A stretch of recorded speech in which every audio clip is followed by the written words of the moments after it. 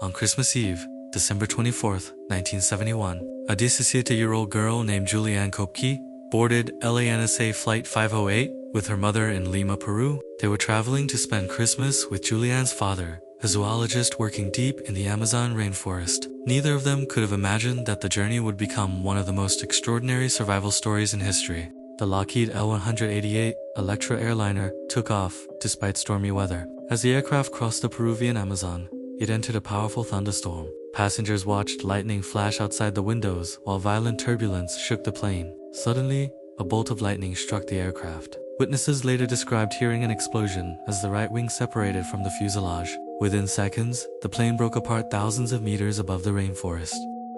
Still strapped into a row of 3 seats, Juliane was thrown into the open sky. She fell approximately 3,000 meters around, 10,000 feet toward the dense Amazon jungle below. Somehow, the thick rainforest canopy and the attached seats slowed her descent enough to save her life. She later woke up on the jungle floor, injured, confused, and completely Juliane had suffered a broken collarbone, deep cuts, bruises, a torn ligament in her knee, and a concussion. One of her eyes was swollen nearly shut. At first, she could barely understand what had happened. As she regained her senses, she realized the silence around her meant there were no rescuers, no other passengers, and no sign of her mother. For the next several days, Juliane searched the wreckage whenever she came across it, hoping to find her mother alive. Instead, she found only devastation. She later learned that her mother had survived the initial crash, but died several days later, from her injuries before help could reach her. Juliane knew she had only one chance to survive. Fortunately, she had spent much of her childhood with her parents in the Amazon rainforest. Both were experienced zoologists who had taught her basic survival skills. Her father had always told her that if she ever became lost in the jungle, she should find a stream and follow it, because streams eventually lead to rivers, and rivers often lead to people. Remembering that advice, Juliane found a small stream and began following it. Every day, she walked through thick jungle, often barefoot or wearing only one sandal. The rainforest was filled with dangers. Poisonous insects covered her body with bites. Mosquitoes swarmed constantly. She had little food, surviving mostly on a few candies she found among the wreckage. She drank water directly from the streams to stay alive. The jungle was unforgiving. Fallen trees blocked her path. Sharp branches tore at her wounds. At night, she slept on the ground, surrounded by the sounds of snakes, frogs, insects, and unseen animals. Despite the terrifying environment, she continued moving because she knew staying still meant almost certain death. As the day passed, her injuries became infected. Maggots began feeding inside one deep wound on her shoulder. Although horrifying, she kept going, weak from hunger and exhaustion. She refused to give up. On the 11th day, Juliane discovered a small boat tied along a riverbank beside a simple wooden shelter used by local lumber workers.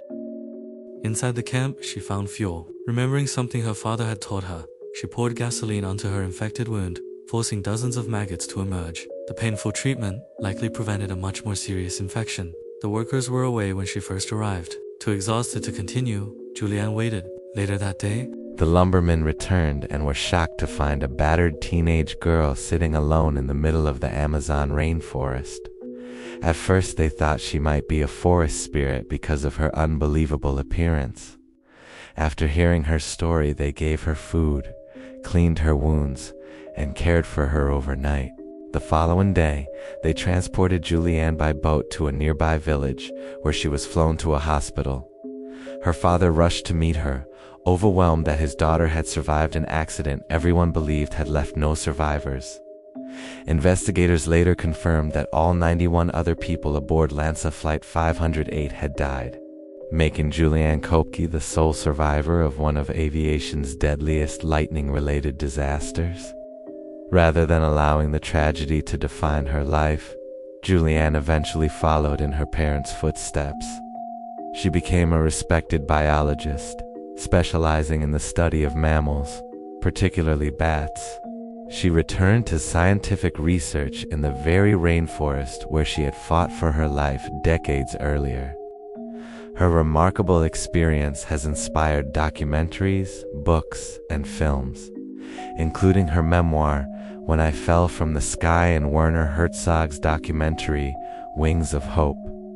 Scientists, survival experts, and aviation investigators continue to study her story because it combines an almost impossible series of events with determination, knowledge, and extraordinary resilience. More than 50 years later, Juliane Koepcke's survival remains one of the most astonishing true stories ever recorded. Against overwhelming odds, she survived a plane falling apart in midair, a free fall from thousands of meters, and 11 days alone in one of the world's most dangerous rainforests. Her story is a reminder that even in the darkest circumstances, knowledge, determination, and hope can make the difference between life and death.